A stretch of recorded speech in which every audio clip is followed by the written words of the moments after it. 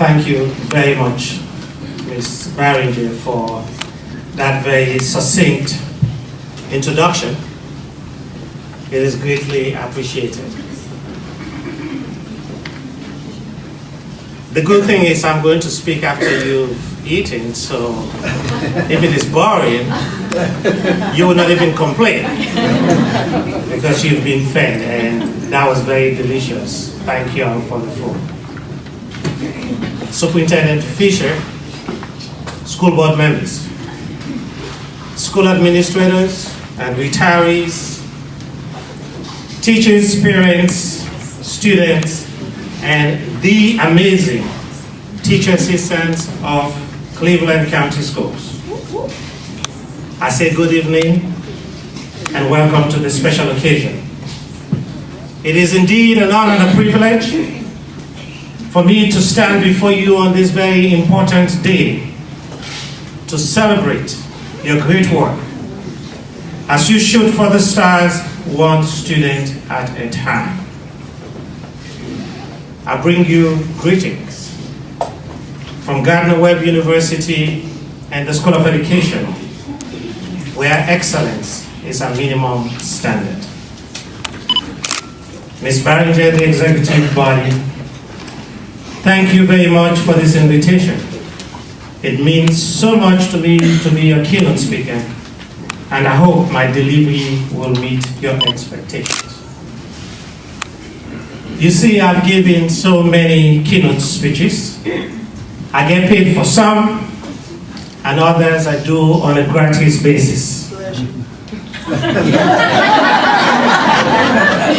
So this is how I save them on my computer. So when I get the call and I'm told I have to give a keynote speech, I search by the dollar value. So when I finalized my speech with Ms. Barringer last week, it came to $0 payment. So I did went to my computer and I put $0 in to see what would come up as a speech. And the speech popped up. And it starts with, in conclusion. So you get what you paid for. Ladies and gentlemen, in conclusion, the teacher assistants are doing a good job. Thank you.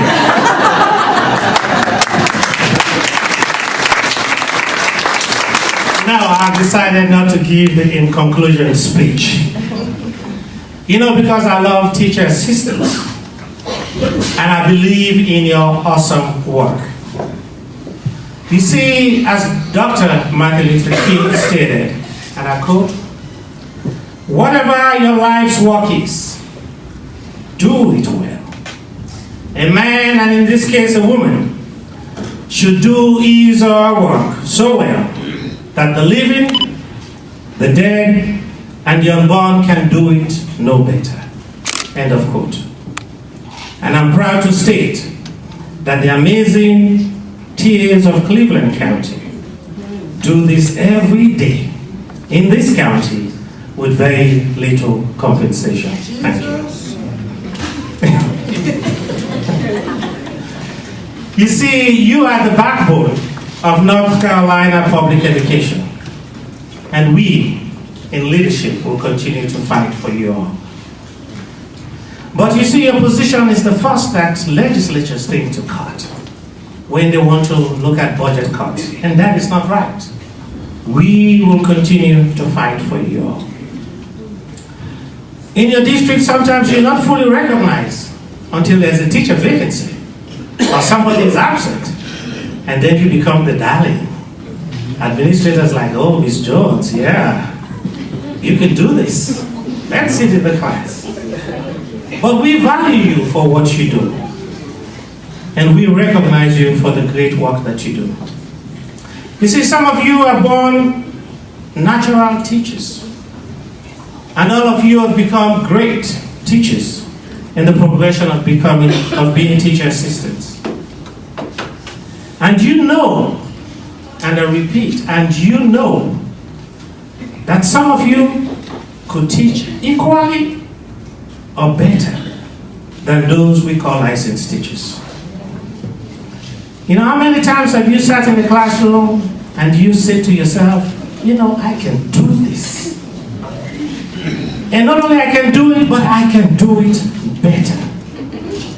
If that thought has ever crossed your mind, raise your hand if you're a teacher.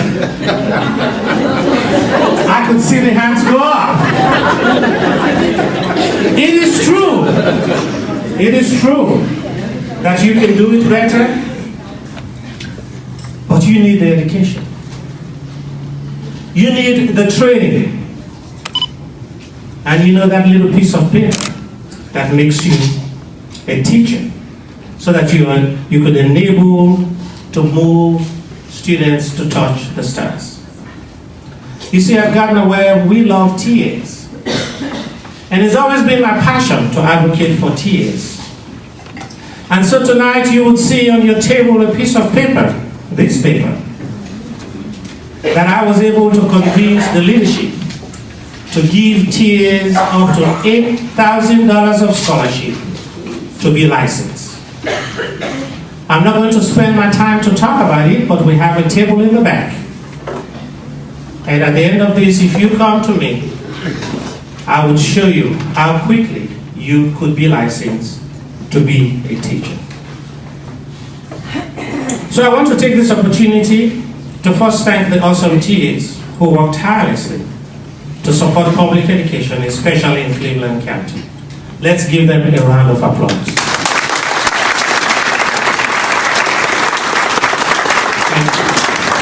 I want to applaud your bravery, your dedication, and your trust to serve public education with no compensation. It means a lot to us. We in education will work tirelessly to make sure that you are adequately compensated and recognized for the work that you do. As you know, teaching is the oldest and the noblest of all professions, but without the due respect and compensation. I want to assure you that being a teacher assistant is not a static or a dead-end profession, but a very dynamic profession with many, many opportunities. I know this group of educators could change the trajectory of teaching as they shoot for the stars, one student at a time. From this day forward, I want to assure you that as teacher assistants, you have the opportunity, you have the option, and you have the power within yourself to grow to be a teacher, a school counselor, an assistant principal, a principal, and one day lead this district as superintendent. Please don't settle for less. Please believe in yourself. We know you too can touch the sky. I know you can. Yes, you can. And let me hear you all say, yes, I can. Yes, I can. Let me hear it again. Yes, I can. And I'll come to this district 3, 4, 5 years from now, and I'll find somebody who was sitting in this room today who would be an assistant principal or principal, and probably one day replace Superintendent Fisher. We're going to make sure you finish your term, sir. You see, in education, we need to take it seriously because we live in a world with alternative facts, where the foundation of decency, good citizenship, anti-Semitism, racial tension, globalization, global warming, wars, conflict, health crisis, economic uncertainties, degradation of norms, questions about faith, and good versus bad are all in question. As teacher assistants, working with teachers and school administrators, you have the awesome responsibility to help reshape the destiny of this world, this continent of ours, this nation that we live in, this state that we call our own, this amazing county we call Cleveland, our towns we reside in, the schools we serve, the amazing students you touch every day to reshape this world. You see, the school is a microcosm of society.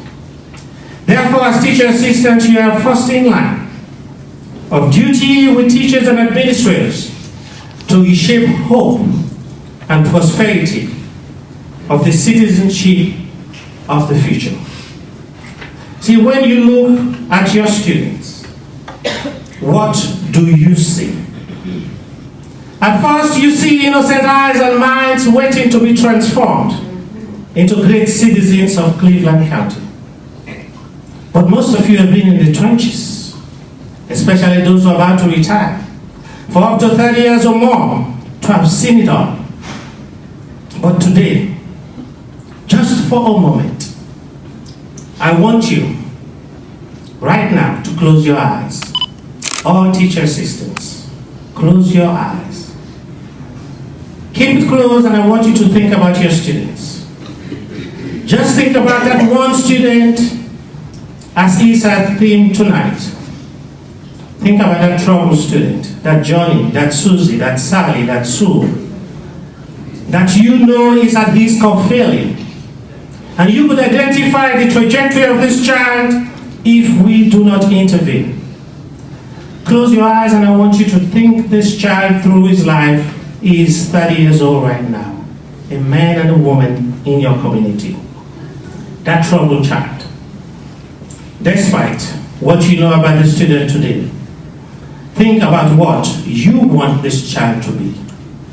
First, I want you to think about the good things that you would have loved for this child. I want you to see what good things of society be. I want you to see a great citizen from that child who is at risk right now. A doctor, a lawyer, a police officer, a soldier, a fireman, a health worker, a teacher assistant, a pastor, a parent, a businessman, probably a politician. And I want you to think about that student and see hope for that student. Keep your eyes closed. And I want you to think about what would happen if we were negligent for that Johnny, that Susie who was at risk. Think about the bad and the evil side of society. Think about that 10-year-old child and move that child 20 years to 30 years old. Think about what would happen if we fail that child. From that same group of kids that we produce doctors and lawyers, we would see a rogue, a murderer, a rapist, a criminal, somebody who's homeless, a drug dealer, a drug user, somebody who hates society, somebody who's sinking into poverty, somebody who's just angry at society. A life of hopelessness. Now I want you to open your eyes. Folks, this is the society we live in today. As teacher assistants, this is your charge. From me tonight to change the trajectory of every Johnny and Susie who you think will fail. And try to touch them so that they could reach for the stars. Remember that education is not all about academics. It involves tender love and care. You are a social worker. You are an advocate. You are a health worker. You are a counselor. You are the everything to these kids. You know, as Nelson Mandela puts it, education is the most powerful weapon which you can use to change the world. This statement is true today as it was in apartheid South Africa in 1950s. We must change the world. So to you, the amazing group of teacher assistants, the futuristic journey that we just took, to see your students 25 years from now is real. These are the people who will live in your community. If you don't treat them right, they will treat you wrong 20 years from now. So to you, I say, your goal is to educate for hope and not for hopelessness. Your goal is to educate for peace and love and not for hatred. Your goal is to educate for economic prosperity and not for poverty and homelessness. Your goal is to educate for a clean global community and not for wars and global warming. Your goal is to educate with facts and knowledge and not with alternate facts. You see, Paulo Freire, the great Brazilian theorist and philosopher, stated, and I quote, "All education is with a purpose, and that purpose can only be political, for either we educate to liberate or we educate to dominate." End of quotation. Teacher assistants of Cleveland County, we educate to liberate.